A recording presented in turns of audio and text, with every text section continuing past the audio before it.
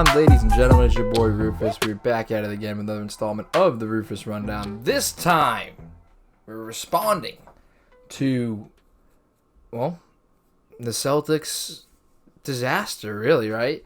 I mean, we'll break down a little bit of the NBA Finals as well, too, and kind of preview what that is going to look like. But today, I got a couple clips for you, a couple of videos for you. I'm sure everybody's seen a lot of these videos and stuff, but also a couple comments, too. We got the whole Wick Grossbeck thing. I mean, Brad Stevens confirmed that Mazzulla will be coming back. So a lot of things to touch upon there. But that's going to be the main focus of today. It's just, going full circle, with the NBA and then kind of looking at the finals. And potentially this week, too, trying to get into some NHL talk would be nice, too.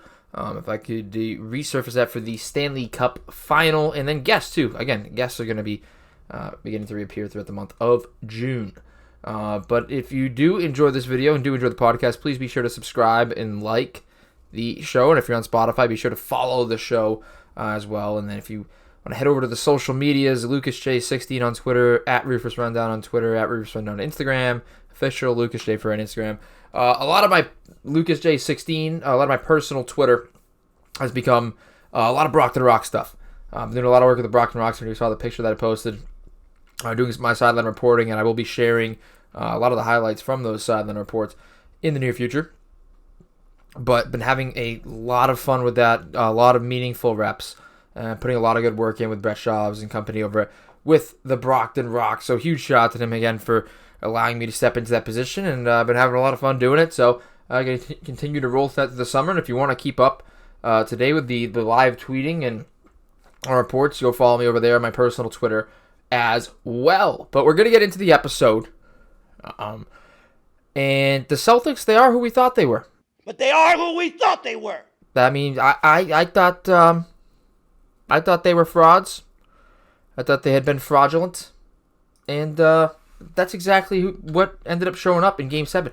I mean, this was what? The most watched conference finals game ever. I think it was what was the number ended up being? Was it 17 million? The number that it ended up being for the amount of people that watched it, or was it 14 million that watched it? But it was the most watched Eastern Conference Finals game ever of all time. And the Celtics, with their lowest point total of the season, just didn't show up. They just flat out did. They had 84 points.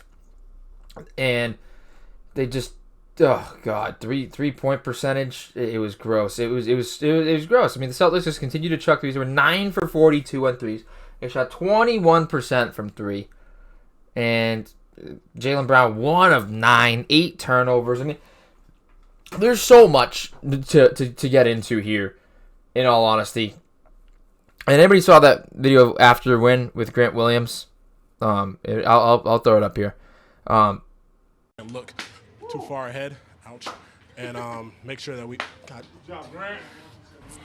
There is absolutely, they deserve to lose after I saw this video of Grant Williams. In all fairness, but again, Charles Barkley had something to say about it. I got some comments from Spoelstra and Brogdon as well.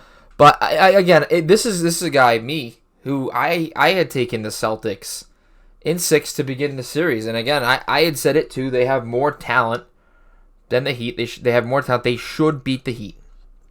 And it just didn't play out that way. The Heat had more heart. They were better coached. They were more disciplined, more poise. I mean, you name all of the mental and all of the things that you do that you can't see. On top of that, of shooting a very high percentage, guys stepping up into roles that they weren't in before. For me, it's just, they just wanted it more than the Celtics. And it's inexcusable, the amount of talent. And again, Tatum rolls his ankle in Game 7. It's kind of a wash. This point isn't totally on him. This game specifically, losing the Game 7 in your home building. I mean, they were pulling people out. They were pulling all the former Celtics out. They had them on the sidelines. They had them there. And you still no-showed. Again, I didn't think they had the nuts to win it all, but I certainly thought they had enough to beat the Heat. And, they didn't get swept, so that's a positive. That's where I think we might be talking about Mazzulla's future as head coach of the Celtics. But still, it's not entirely on Mazzulla. I mean, right? I mean, like, there's a lot of things that we can talk about what he did, or more importantly, what he didn't do. And there are a lot of things that he missed upon. There are a lot of rotational errors. You would like to think that he could draw up better plays. You know, if they could still get the ball to Jimmy late in the games, why are they keeping it out of Tatum's hands? Like, there's so many different things you can look at from the coaching perspective and things that he could have done better and that he should have done better. And we'll have to do better in the future if the Celtics want to respond and win a championship at any point with this core of players, or just in general with him as the head coach. But at what point do we start to put accountability on the players? It's the same core. Marcus Smart was brutal as well, too, in this one. 1 of 6 from 3, 9 points. And you can go look at the series averages as well, too. I mean, Jaylen Brown shooting 16% from 3 for the series. It was just absolutely miserable. Marcus Smart, I guess when you look at his numbers, it wasn't terrible. He did have 16 turnovers in the series. Jaylen Brown had 25 turnovers. I mean, Tatum had 26 as well. Only shooting 23% from 3, Jason Tatum. I mean, your 2 star players just didn't show up.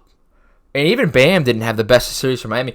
But I'll tell you who did show up. It was the Eastern Conference, and he does deserve to be the Eastern Conference Finals MVP, Jimmy Butler. I mean, offensive rating, defensive rating, usage rate.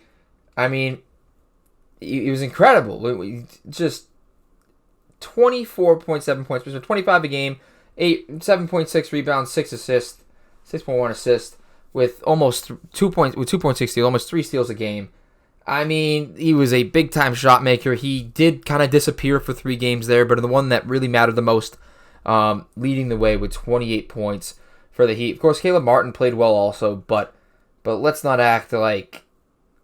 Again, he was very efficient, but this was Jimmy Butler. This was Jimmy Butler's finest.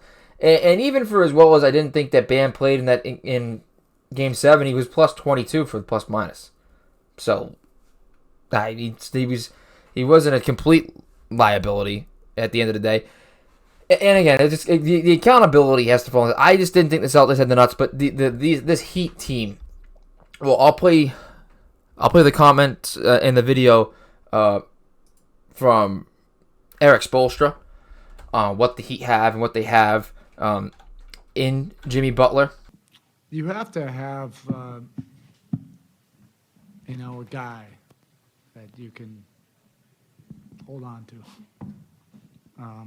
particularly in those moments of truth.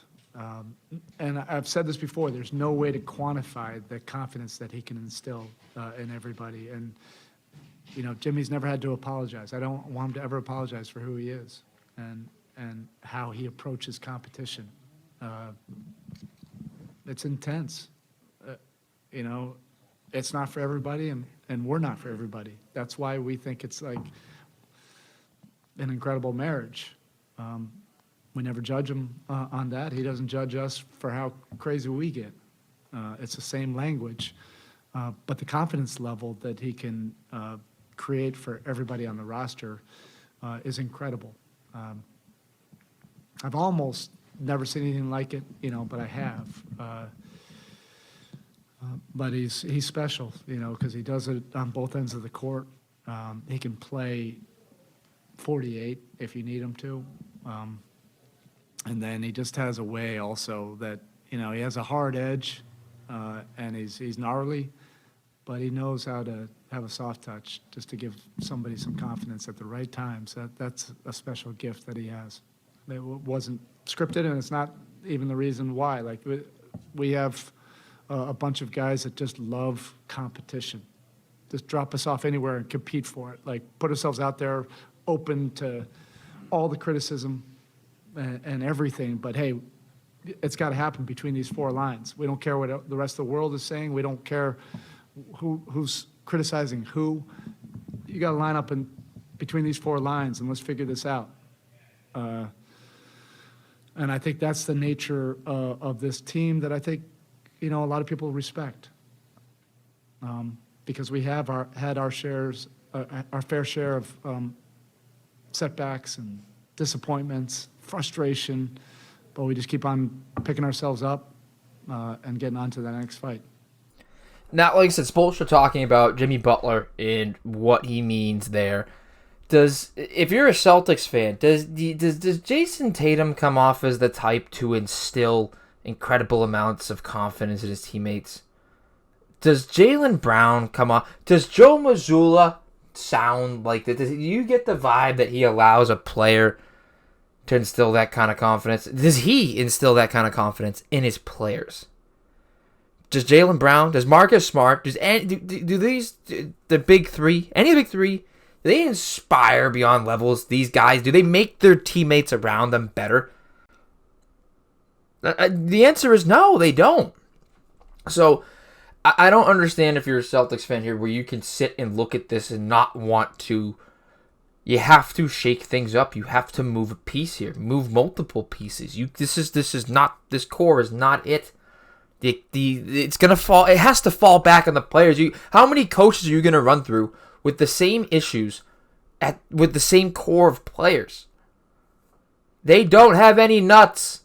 They don't have the intestinal fortitude. They do not have it up here. They don't want it that bad. They don't care, and they're gonna jump ship to ring chase when the time comes, because this is the KD and Westbrook and Harden thing with OKC that just never got there, and more or less KD and Westbrook.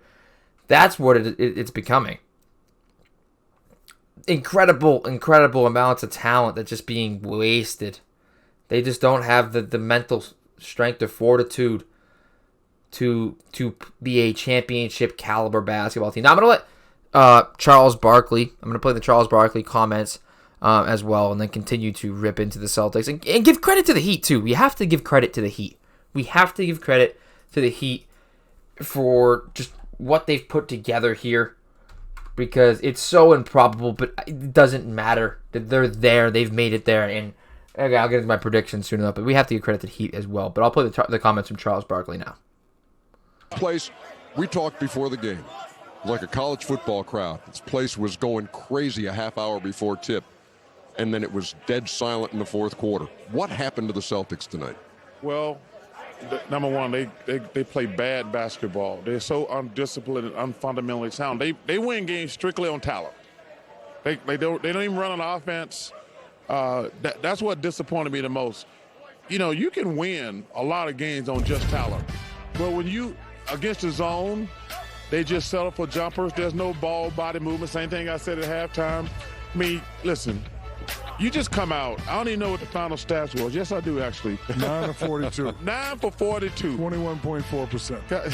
Thank you, Cecilia. 16 for 77 the last two games. Listen, they played what we refer to as hero ball. Game 7 excited. They wanted every play to be pretty Kenny. They wanted to shoot the three. They were actually trying to get the crowd involved, but when they went 0 for 10. To start the game. That should actually 0 for 12. Yeah, 0 for 12. That should have told them. Quarter, yeah. That should have told them, hey, settle it down. Let's get the pace of the game back in our favor. Let's take high percentage shots, and let's take the wide open shots. Well, to chuck threes up there, hero ball, not fundamentally sound. The individuals. Now, a lot of that falls on the coach to pull people together. It looked like Ime had the right thing going on there, but again, a lot of it falls on the coach. But still, these are all the same guys. This is the same team, same core. As a matter of fact, there's added pieces that made you better. And the NBA is a league where you can, again, like they were saying, you can win on talent. And like I said, I believe that Heat culture's a thing, but how far can culture take you when you're that much less on talent? But then again, what does talent matter if you don't show up, if you don't play up to the potential, to the level that we've seen you play? When we consider the fact that you have that much talent, you have to play at a certain level to get that label of being that talented. We have to see something. But what good is it to have that label if you don't play up to the level? If you don't play a style that permits you to be talented? What good is it to be good on paper. What good is it? This isn't NBA 2K. We're not simming games. You have to show up. You have to play. You have to call plays. You have to run the plays. You have to have chemistry, belief. You have to adapt to adversity. Not just continue to throw threes. They couldn't have hit the ocean from a beach. It was a miserable, and of course, and that's not even the Heat forcing a lot of those misses. A lot of the Celtics missed open shots, and they offered little resistance to most of the series in terms of layups and the 3-point looks. Now they hit a lot of big shots, but a lot of the big shots Jimmy hits. Caleb Martin hit some big shots too, and props to them for stepping into roles that traditionally they might not be used to, more minutes. Those guys had to show up. They had to play at a high level. And I think they will continue to do it into the finals too. They had to. And they did. I mean, they had no choice. And a lot of the undrafted guys too, I will say this too, with the undrafted guys, that they don't have anything to lose anymore. They were just being in the league at this point was them playing. They're already playing with house money. They were never drafted. They scratched and clawed and scrapped to make these rosters. Like, they weren't even supposed to be here to begin with. They worried if they would ever play professional basketball in the NBA. You think they're worried about Jason Tatum and Jaylen Brown? They don't care. They're showing up to get their job done. They get outplayed, they get outplayed. But from a toughness perspective, do you think they're scared of anybody? No. They have nothing to lose. They were never supposed to be here to begin with. I'm talking about being on a team. Never mind in the NBA Finals. So, again, overall, I just didn't understand. I mean, I knew that the Heat culture thing, and I respect it. I respect what Jimmy Butler does. I respect Eric Spoelstra as a coach. I even said Jimmy probably gets a game to himself. Spoelstra gets a game, but it's Celtics in 6. Because of the talent, they should be able to put it together. It'll be probably entertaining to watch, but at the end of the day, Celtics should take it. And it's not the case.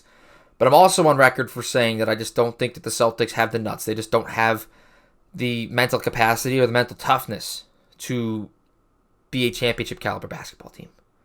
That's clear. It's clear. And Malcolm Brogdon, I'll play the comments now from Malcolm Brogdon. He had something to say about that as well, and how it all went down for them late. And again, I wish it was from a player that didn't totally disrupt whatever flow that the Celtics did have. It was disrupted by Malcolm Brogdon. I wish it was by somebody else. But anyways, I'll play the comments now by Brogdon. Yeah, I thought we were tight. I thought we played tight. And it, when you play that way, it makes you hesitant on both ends of the ball. And I thought Miami played the opposite. Thought they played loose. I thought they really executed on the defensive end. And then offensively, man, they were poised. They weren't rushed. They weren't nervous. And I thought Jimmy did what he was supposed to do for him and lead him.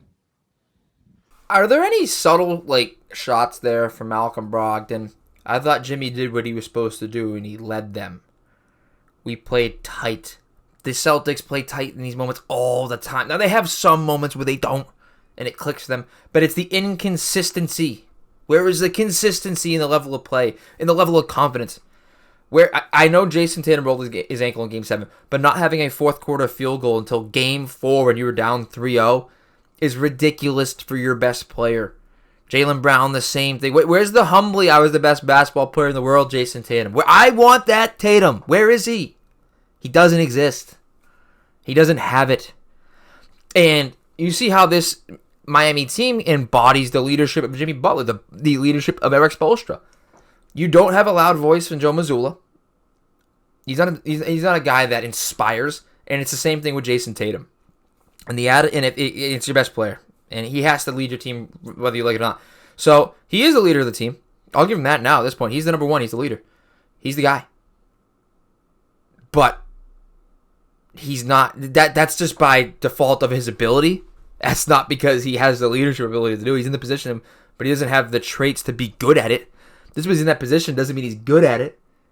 He's not a true leader.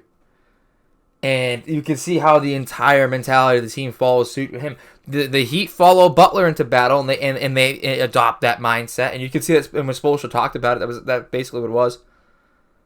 The Celtics don't have that. Now, Wick Grossbeck went into the locker room in Game 3 after the loss, after they got embarrassed 128-102. He went off on the team, the Celtics owner, Wick Grossbeck. And his message to the effect that he has been building this franchise for over 20 years. And this is from The Athletic. And the players need to play with some balls. And it left the locker room stunned. Blake Griffin commented on that speech and said, Grossbeck was right, but we shouldn't need that. As soon as we got to the locker room, we were just so frustrated. You shouldn't need it as a team as talented as you are, as good as you've been. You shouldn't need someone to tear into you after Game 3. You shouldn't need anybody to do it at all. You should be self-motivated to do this. And it looks like, as scared as some of those guys are, like Tatum Brown, as much, the stoicness looks like now they just don't care in general. It's not stoicness for the level of being level-headed. It's just they just don't care, period. And you're right, Blake, they shouldn't need it. But you know what? Who shouldn't need to do it? The owner. The owner shouldn't have to go into a locker room and start tearing into players. First of all, where's Marcus Smart? Where's Al Horford? Where's your veteran leadership from players? Where is Tatum, Brown? Those guys. Nobody has anything to say. Brown has so much to say in the press at times, and then he doesn't. He plays the games. Humbly, I'm one of the best basketball players in the world. Where are you in the locker room commanding respect from your teammates? Marcus Smart, you're the emotional leader of the team. Longest tenured Celtic on the team. Where's your voice? Why does the owner have to come down and do it? And then it goes up the chain too, right? Where you have a coach. Where is the coach in this matter? Why is Joe Mazzulla just mute? He can't call upon more from his players? Brad Stevens? I mean, it took the owner, the absolute top of the hierarchy, has to come down and tear you a new one for you to pick it up and play and win 3 and then no-show in Game 7? What? Like, it's absurd to me. So you can look at the stats. They thoroughly got outplayed. The talent had nothing to do with it. It had everything to do with heart, desire, coaching. Every intangible you can come up with, the Heat have more of it. They do. And you can't argue it. And Celtics fans are so sensitive. Boston fans are so sensitive now because they've been so spoiled with winning that they can't actually appreciate when another team has what they want. For so long, this Miami Heat team is very Patriot-like. Undrafted. Less talent. But they have a dude who they believe in, who gets it done. They have a coach who, historically, gets it done. And they have a lot of guys that believe in a system and trust the process and do their jobs. It's very Patriot-like, and I think that's what pisses off these Boston fans around here the most.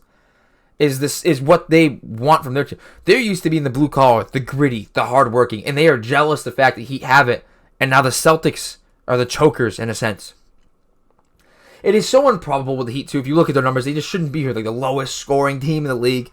They were 3 minutes away from being out of the play-in, not even making it to the true rounds of playoffs, and they've made it all the way here against all odds. Team of destiny.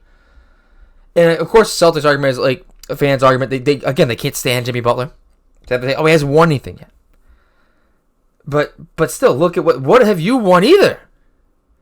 You talk so much about your potential and what might be, but not what is. And what is that you just don't have the mental makeup to be a champion. You don't have the championship mentality. You don't have the championship mental to win an NBA title with the core that you have now.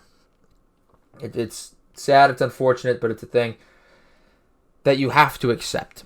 You have to accept it. I don't see it any other way. This core has to be shuffled.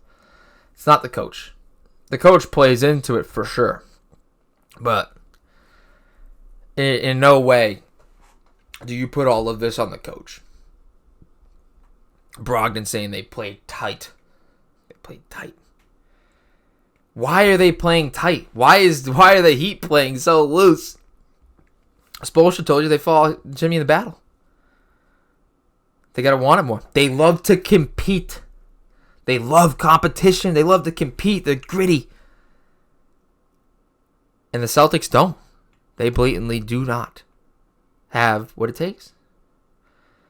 So, again, you can put all the numbers aside. This was it was totally the intangibles that won it for the Heat, and how they will proceed, we'll see throughout the offseason. It already looks like Jaylen Brown's going to be the guy coming back. But, like, again, all of this happened. The most watched Eastern Conference Finals ever. Coming back from 3-0.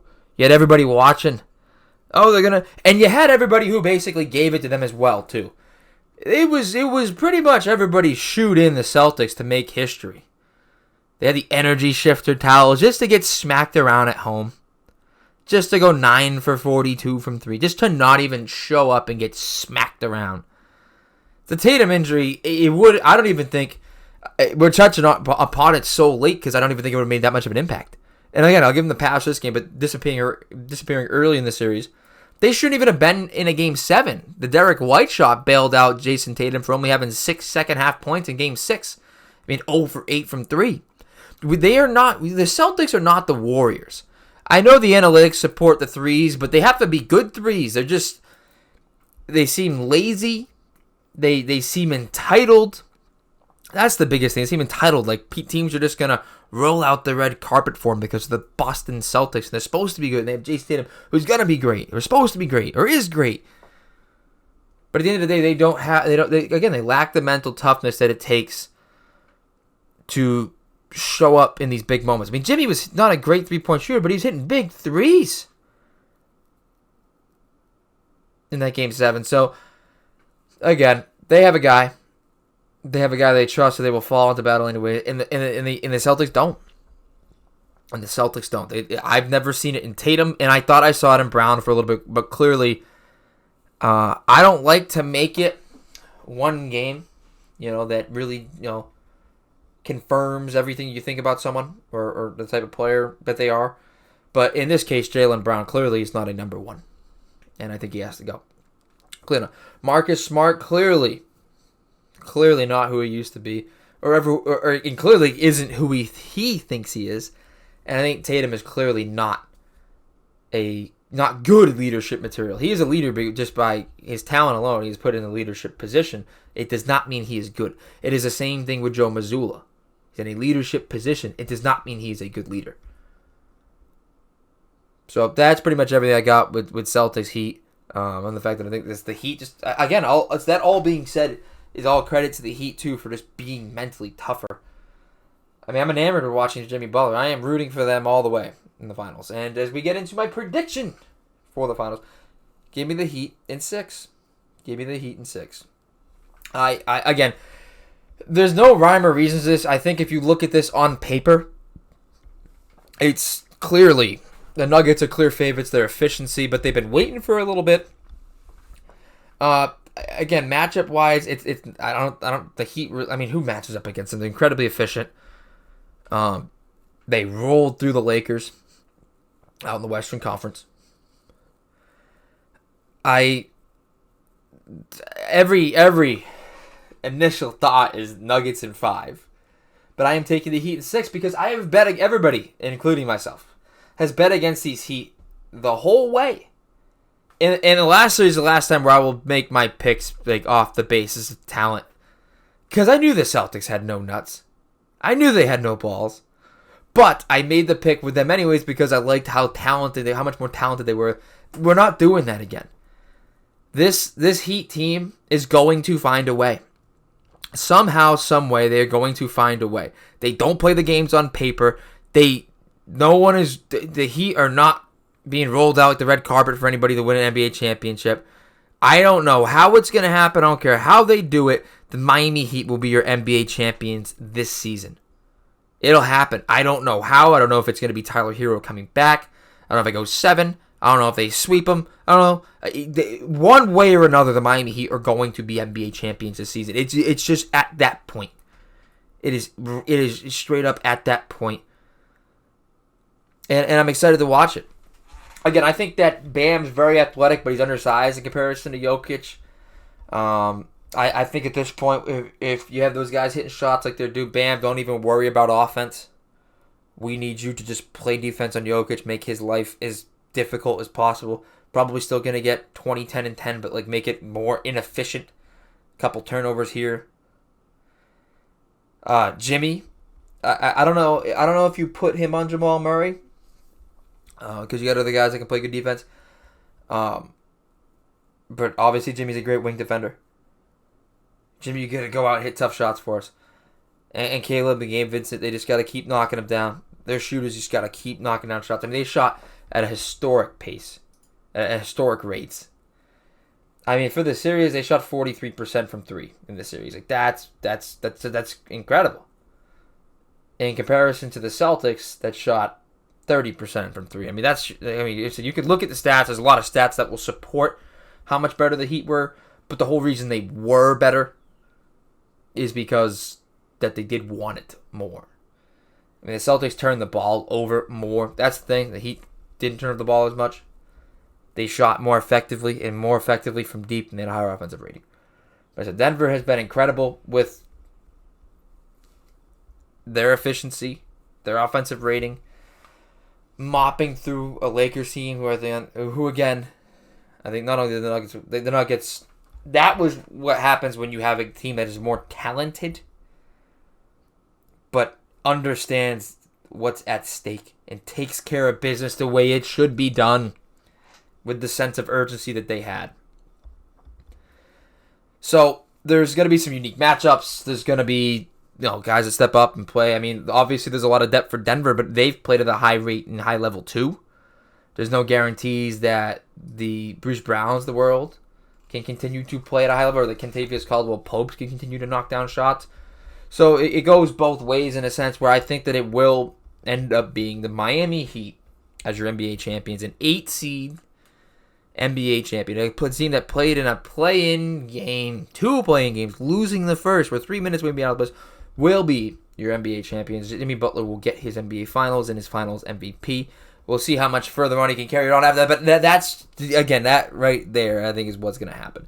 And even if it doesn't make them less of a player. It doesn't mean playoff Jimmy isn't real. It's been miraculous as it is to get to this point. It's kind of like AI and the Sixers when they went to go play the Lakers and they stole the first one, and then the Lakers came storm back and just beat them 4-1. Gentleman's sweep. It kind of has that vibe to it, but I don't see it going down that way. I can see it with just the Heat somehow finding a way. But again, there'll be a lot more to get into in future episodes. I'm going to probably have to touch upon the NHL coming up. So that starts Saturday.